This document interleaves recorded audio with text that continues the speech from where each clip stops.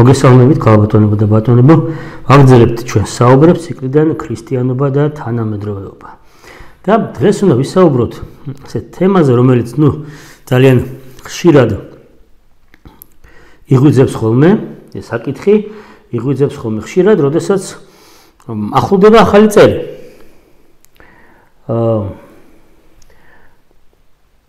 საქმე ეხება ახალი წლის აღნიშვნას, როგორ უნდა აღნიშნოს და ერთ-ერთი ყველაზე მნიშვნელოვანი კომპონენტი, რომელიც უფროსი თაობის ხალხისთვის განუყოფელია პრინციპში ახალი წლის აღდგომისგან, ეს გახლავთ ნაძვის ხე. ნაძვის ხე და მასზე დადგმული ვარსკვლავი. საქმე რა არის? როდესაც საბჭოთა კავშირი დაინგრა და ჩვენ ცხოვრებაში დაიწყო შემოსვლა ქრისტიანულმა რეალობამ, აღმოვაჩინეთ, რომ ძალიან ბევრი რამ, რაც პირდაპირ ასოცირდებოდა საბჭოურ კულტურასთან, საბჭოურ მენტალიტეტთან, ცნობიერებასთან, გვინდოდა იმისგან დისტანცირება, განმსგავსება, დაშორება. და საქმე ისე წავიდა, რომ ადამიანებისთვის ძალიან ბევრი სიმბოლო, ნიშანი, რომელიც თითქოს და ცალსაღად ასოცირდებოდა საბჭოურ რეჟიმთან, გახდა ერთგვარი ზიზღის თუ არა, მოკლედ არ სიყვარულის ობიექტი. და ერთ-ერთი უმთავრესი იყო რა, საბჭოთა კავშირმა შექმნა, ასე ვთქვათ, კულტი ახალი წლის. ეს მოგწონს, არ მოგწონს, ნამდვილად ფაქტია, რომ იმ იმპერიის ყველაზე მნიშვნელოვანი დღესასწაული იყო ახალი წელი. თითქმის მაგიურ, ოკულტურ, რელიგიურ, მისტიურ რაღაც დონემდე აყვანილი, რომ აი როდესაც დაკრავს 12 ჯერ კრემლის საათის ზარი უნდა ადამიანებს დაეწერათ, სანამ ის რეკდა, უნდა დაეწერათ თავიანთი სურვილი, ცეცხლი მოეკიდებინათ, შამპანურში ჩაეგდოთ და 1000 რაღაცა უცნაურობა ხდებოდა. რეალურად უნდა ვთქვათ, რომ ხალხში, ადამიანში ბუნებრივად არსებულ წყურვილს, რაღაცა იდუმალის, მისტიურის, ზღაპრულის, სასწაულებრივის, აი ახალი წლის ღამე თითქოს და ავსებდა ამას. და აი რა თქმა უნდა, ახალი წელი, ნაძვის ხეზე ვარსკვლავი, აი ახალი წლის ღამეს კი ეს კრემლის კადრები, ეს რეკამზარის იქაც ვარსკვლავები, ბუნებრივი ადამიანების ცნობიერებაში გაჩნდა რაღაცნაირად ესეთი დამოკიდებულება, რომ აი ეს ვარსკვლავი, კარგი, ნაძვის ხეს შეველებით, ვერ შეველებით, ცალკე საუბრის თემაა და უცებ 90-იანი წლებიდან შემოდის ეს თემა, რომ არა ჩიჩილაკი კი დავდგათ, ნაძვის ხე არ გვინდა, ნაძვის ხე იმათია, სადღაც ჩრდილოეთის ცივი ხალხის ჩიჩილაკი ჩვენია, ნამდვილია, ქართულია, თუ რამდენად ქრისტიანულია, ამაზე ცალკე ვიტყვით ორ სიტყვას და ასე შემდეგ. დაიწყო მთელი მოძრაობა ნაძვის ხეების წინააღმდეგ და თუ მას ნაძვის გავჩეხავთ, გაურთხილდეთ ბუნებას, რაც თავისუფლად ძალიან სწორია, ამიტომ პლასმასის ნაძვის ხეების დადგმას არაფერი არ უდგას წინ. და თუ ნაძვის ხეების ამოძირკვა ვერ შეძლეს, ნამდვილად გავიმარჯვეთ ჩვენ ვარსკვლავზე, რომელიც იდგა ნაძვის ხეზე. რამდენად სწორად მოვეკეცეთ ჩვენ ვარსკვლავს და რამდენად სწორია ჩვენი პირადი ტრაგიკული გამოცდილების გამო რომელიმე გეომეტრიული ფიგურა, როგორღაც ვაქციოთ ბულინგის და სტიგმატიზაციის ობიექტად. ალბათ არასწორია, გასაგებია, ყველა ხვდებით, რომ არასწორია. მაგრამ რა ვუყოთ ჩვენ ამ ვარსკვლავს? იმდენად აშკარად ასოცირდება ის საბჭოთა წარსულთან. მით უმეტეს 5 ქიმიანი ვარსკვლავი. აი ბატონო, იყოს 8 ქიმიანი ვარსკვლავი. რა პრობლემაა? 5-იანი არა. და აი ახლა მოდით ვთქვათ 2 სიტყვა ჩვენ ამ 5 ქიმიან ვარსკვლავზე. პრინციპში მოდით ნაძვის ხით დავიწყოთ. რა თქმა უნდა, ყველას ახსოვდა, რომ თვითონ რუსეთის იმპერიაშიც ნაძვის ხეები გვიან შემოვიდა. ის რომ ინგლისურად დღემდე ამ ხეს ქვია Christmas tree, შობის, ქრისტე შობის ხე. ნუ უკვე უნდა გვავარაუდებინოს ამანის, რომ ნაძვის ხის ცალსახად გადაგდება, ნუ არ იქნება ყველაზე ჭკვიანური საქციელი, ნაძვის ხეზე უარის თქმა. არ იქნება ყველაზე ჭკვიანური საქციელი. ხო, იმიტომ რომ განსხვავებით ჩილაკისგან ამას დაუშვათ ევროპულ დასავლურ კულტურაში პირდაპირ ქვია ქრისტეშობის თან თუ გავითვალისწინებთ, რომ ქრისმესში მეს აღნიშნავს მესას, წირვას, ანუ დასავლური ტრადიციისთვის სწორედ ლიტურგიულად ქრისტეშობისთვის მომზადებული ხე იყო ეს. ნუ თითქოს და პირველი დაბრკოლება დაიძლია. ნაძვის ხის რეაბილიტაცია ამნისტირების გზაზე გადავდგით რაღაცა პირველი ბიჯი. შემდეგ რა ხდება? აი უცებ გამოჩნდება ხალხი მის რომ კი ბატონო შეიძლება ქრისტიანულია, მაგრამ ეს ხომ მწვალებლურია, ეს ხომ ლუთერანული გერმანიიდან შემოსული რამ არის? არ გვინდა ჩვენ ეს, ჩვენ ხო გვაქვს ჩვენი. მართალია რუსეთის იმპერიაში, რომელსაც ჩვენ ყავდი დაპყრობილი, როდესაც ნაძვის ხის კულტივირება მოხდა ჩვენთანაც კი და ჩანერგვა ჩვენს ცნობიერებაში საშობაო საახალწლო პერიოდში. მაგრამ და დიახ, როდესაც რუსეთი დაუკავშირდა ევროპას, ნამდვილად იქ უკვე პროტესტანტული ცნობიერება იყო, ყოველ შემთხვევაში გინ კათოლიკური იყოს, უკვე მწვალებლური, არა მართლმადიდებლური ტრადიცია იყო დომინანტი, რა თქმა უნდა, მაგრამ ნიშნავს კი იმას, რომ ვინაიდან პროტესტანტული, ლუთერანული გერმანიიდან მოხდა, ან ზუსტ იქნება პროტესტანტული, ლუთერანული გერმანიის კულტურული არეალიდან მოხდა შემოტანა და ინკულტურირება ნაძვის ხისა, ამიტომ ნაძვის ხე პროტესტანტული ხეა? ეს რამდენად სწორია, რომელიმე მცენარეს მივაწებოთ იარლიყი კონფესიურობისა. არ ვიცი. და აი ნაძვის ხესთან დაკავშირებით დასავლეთის ეკლესიაში ჯერ კიდევ ერთიანში, როდესაც არც პროტესტანტები ერქვათ მათ და არც კათოლიკეები ერქვათ მათ. არამედ ერთიანი ეკლესია ვიყავით ჩვენ. არსებობდა ესეთი ტრადიცია. ნუ ერთი უფრო ზღაპროლი ვთქვათ, მოდით და უფრო ესეთი საყვარელი ბავშვებისთვის ლამაზად მოსაყოლი ჩვენი შვილებისთვის, რომ როდესაც ქრისტეშობა მოხდაო, ყველა ხემ გაიხარავ, რომელიც გარშემო იყო და გამოხატაო ეს თავისი სიხარული, ზოგმა ყვავილი, ზოგმა ნაყოფი გამოიღო, ხოლო ნაძვმა მოიწყინა, ვინაიდან ნაძვის ყვავილიც და ნაძვის ნაყოფიც არის გირჩი. ის არც ფერადია, არც გემრიელია, ნუ ციყვებისთვის კი, ადამიანებისთვის ნაკლებად. ხო? და ნაძვსო დაწყდა გულიო, რომ ვერ შეძლო გამოეხატა თავისი სიხარული ქრისტეშობითო. და აი მაშინო, აი ეს შობის ვარსკვლავი, რომელიც ცაზე კიაფობდაო, დაეშვა და თავზე დაადგა ნაძვს. ხოლო ანგელოზებმა ჩამოხსნეს სხვა ვარსკვლავები ციდან და იმით შეამკესო ნაძვის ხე. ასე რომ დასავლური ტრადიციის ერთ-ერთი ლამაზი ლეგენდა გვიყვება, რომ ნაძვის ხეში არაფერია ცუდი და სწორედაც რომ შობის ვარსკვლავი, რომელიც ადგას მას თავზე. მეორე გადმოცემა, რომელიც უფრო ახლო არის ისტორიულ რეალობასთან, გვაუწყებს შემდეგს. გახსოვთ, ჩვენ როცა ვისაუბრეთ ჰელოვინის შესახებ, მაშინ ვთქვით, რომ იყო ესეთი რომის პაპი გრიგოლ მეორე, რომელმაც პრინციპში დააწესა დღესასწაული ყოველთა წმინდანთა თაყვანისცემისა. შეგიძლიათ ეს ნახოთ ჩვენს გვერდზე, ეს ნოემბერში, ოქტომბერში სწორედ გასული გადაცემა იყო. და ეს სწორედ ამ გრიგოლ მეორეს უკავშირდება ნაძვის ხის ისტორიაც. უშუალოდ მას არა. მაგრამ სწორედ მისი პონტიფიკატის პერიოდში, მისი პაპობის პერიოდში იყო ინგლისელი ჭაბუკი, ვინფრიდი. ვინფრიდი, რომელსაც თავიდანვე ყრმობიდანვე სურდა თავი მიეძღვნა უფლისთვის, ყოფილიყო ბერი, მშობლებს ეს არ მოსწონდათ, მაგრამ ვინფრიდი წავიდა, აღიკვეცა და მოციქულებრივი ცეცხლით იწოდაო მისი სული. იუწყება მისი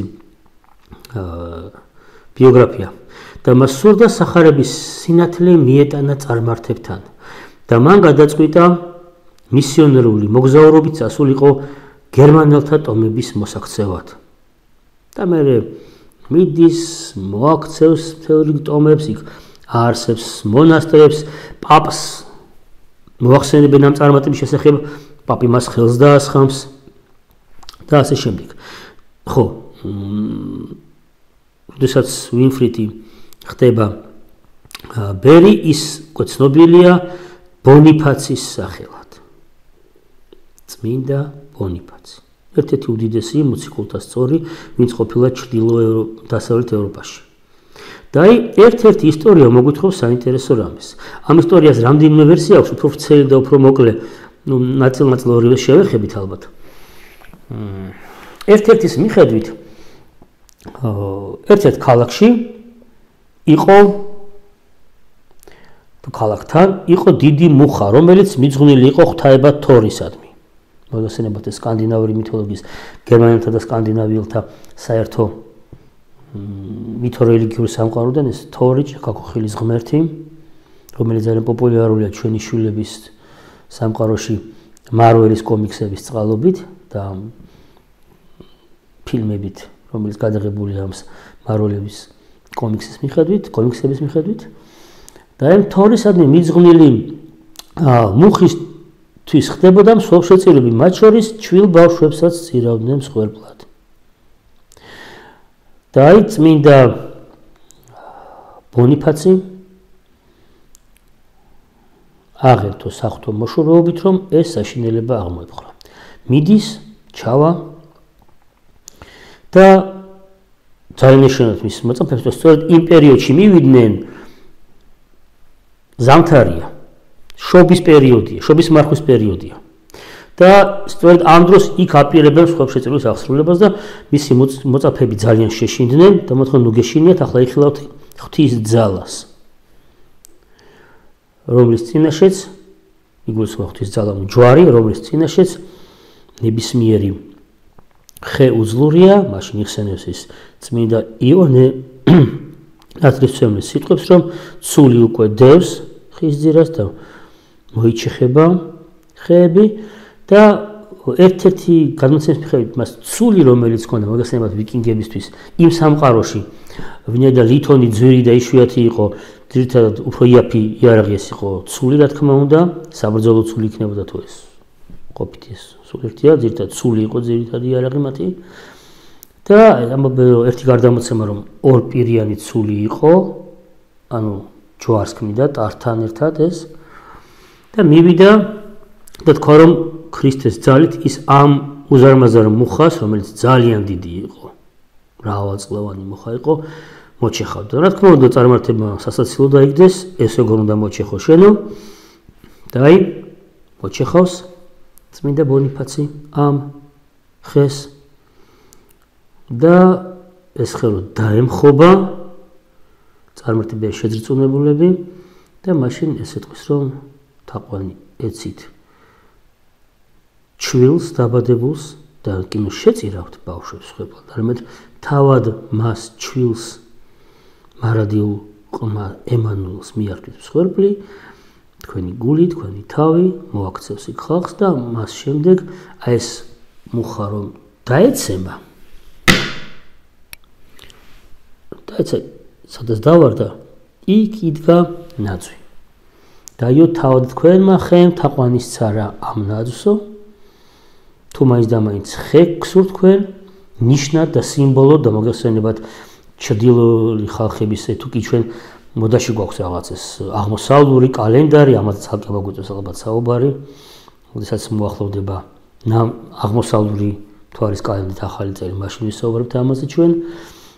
თუ კი იქ არის ცხოველები და რაღაც სხვადასხვა არსებები, აი ამ ჩრდილოელი დროიდების, ამ კელტების, გერმანელების კალენდარში ძირითადად იყო ხეები. არყის ხე, ვაშლი, ფიჭვი, მუხა და ასე შემდეგ. და თუ გითხოთ, მას მნიშვნელოვანი არისო რელიგიური სამყაროს ნიშანსვეტად. რაიმე ხე, აწი იყოს შობის სიმბოლო, თქვენთვის ეს ნაძვიო. და მას შემდეგ ნაძვი გერმანულ ხალხებში, ვიმეორებ ეს არის მე-8 საუკუნის პირველი მესამედი, ყოველ შესაბამისად ერთიანი ეკლესია, მართლმადიდებელია მაშინ გერმანული საქრისტიანო, ისინი ქრისტიანები იწყებენ გაქრისტიანებას საერთოდაც, ხო? შესაბამისად მართლმადიდებელი წმინდანის მიერ იწყება ეს ტრადიცია წარმართული თაყვანისცემის ნაცვლად, საშობაოდ ნაძვის ხის დადგმისა. და შესაბამისად ნაძვის ხეში არაფერი ცუდი არ არის. მეორე უფრო ვრცელი ლეგენდა ამბობს, როცა ეს მუხა იდგა, ეს მუხა მიძღვნილი იყო არა თორის, არამედ თორის მამის ოდინისადმი და მუხის გარშემო კიდე იდგა დანარჩენი ხეები, რომლებიც სწორედ ამ წარმართული კალენდრის წლის სისავსეს წარმოადგენდნენ. და ამ კალენდარში მართლაც ნაძვი არ არის. აი, ფიჭვი დავასახელე არის, სხვა ხეებია, ნაძვი არ არის. და როდესაც ეს მუხა დაეცემა, უზარმაზარი ტოტებ გაშლილი მუხა, ყველა ამ ხეს მოიყოლებს ქვეშ, ყველა ხე დაემხობა და ყველანი დაემხობენ ამ პატარა ნაძვის წინაშე, რომელიც იქ იყო ამოსული ამ სერტყის ბოლოში, ესე ვთქვათ, და მას შემდეგ გერმანელების ცნობიერებაში ეს გაჩნდა. ხუი, ჩვენი ღმერთები ყველანი დაემხნენ და დარჩა დგომი ვინ? ნაძვი. და ეს ნაძვი მათთვის გახდა ქრისტეშობის სიმბოლო, ამიტომ ნაძვში არაფერი ცუდი არ არის. და ახლა გადავდივართ ვარსკვლავზე. ხუთქიმიანი ვარსკვლავი საშინელება არისო. მოდით აბა ნახოთ რამდენიმე გამოსახულება. აი, ეს გახლავთ როგორც მეცნიერები თვლიან, წმინდა მეფე კონსტანტინე დიდის ბეჭედი, საბეჭდავი, რომელზეც გამოსახულია ხუთქიმიანი ვარსკვლავი. ეს გახლავთ მე-4 საუკუნის მეორე ნახევრის ნიმუში, სადაც გამოსახულია მოკვდა თაყვანისცემა და მოგვებს მიუძღვის ხუთქიმიანი ვარსკვლავი.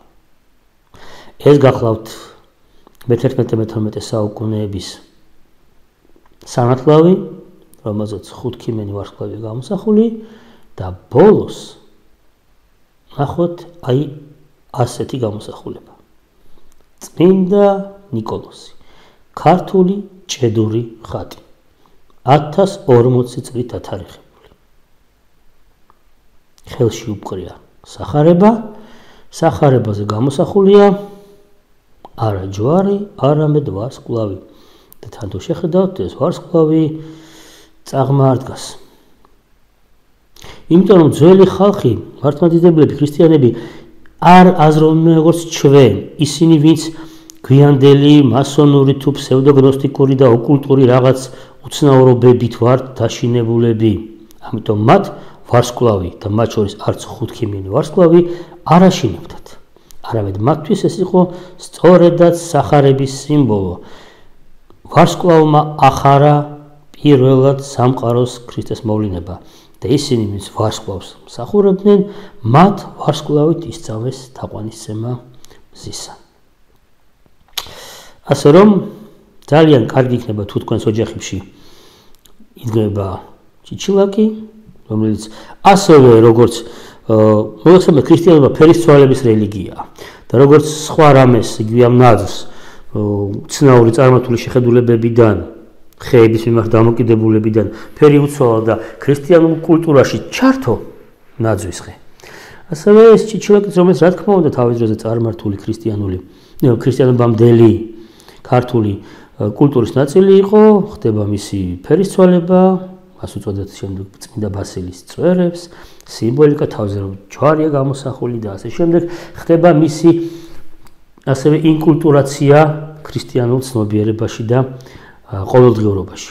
ამიტომაც თუ იქნება ჩიჩილაკი, ამაში არაფერია ცუდი, მაგრამ თუ გექნებათ ნაძვი, ეს კიდევ უფრო მშვენიერი იქნება, ალბათ იმიტომ რომ ნაძვის ქრისტიანული ისტორია, ნაძვის ხის ქრისტიანული ისტორია, მართლმადიდებლური ისტორია ნაძვის ხისა მინიმუმ 1300 წლისაა. და ამაში ცუდი არაფერია, ამაში კომუნისტური არაფერია, ამაში რუსული არაფერია, ზუსტად იგივე შეგვიძლია ვთქვათ ხუთქიმიან ვარსკვლავზეც. თქვენს ნაძვის ხეზე თუ დადგავთ ნაძვის ხეს კარგი იქნება თუ იქნება ვარსკვლავი, როგორც ნიშანი იმისა, რომ 1 იანვარს კი არ მდგება მთავარი ბედნიერი წუთები ჩვენში, როცა უნდა ჭამოთ. არამედ ჩვენ გვაქვს მოლოდინი აი იმისა, ვინც უნდა იშვას და ვისკენაც მიგვიზღვის ჩვენ ეს ვარსკვლავი. რომ ახალი წელი, ახალი ცხოვრება, სამყაროს განახლება დაიწყება შობით და არა 12 საათზე 31 დეკემბრის დასრულებისას ზარის რეკვით. კეთილი. მე ვფიქრობ, ამჯერად ამაზე საკმარისია. ნუ შეგვეშინდება რაღაც სიმბოლოების და ჩვენი ახლო წარსულის ძიმე გამოცდილება ნუ დაასვამს დაღს ჩვენს მოლოდინს, რომ ქრისტიანული დღესასწაულები აღნიშნოთ ქრისტიანულად. გემშვიდობებით, მომავალ შეხვედრამდე.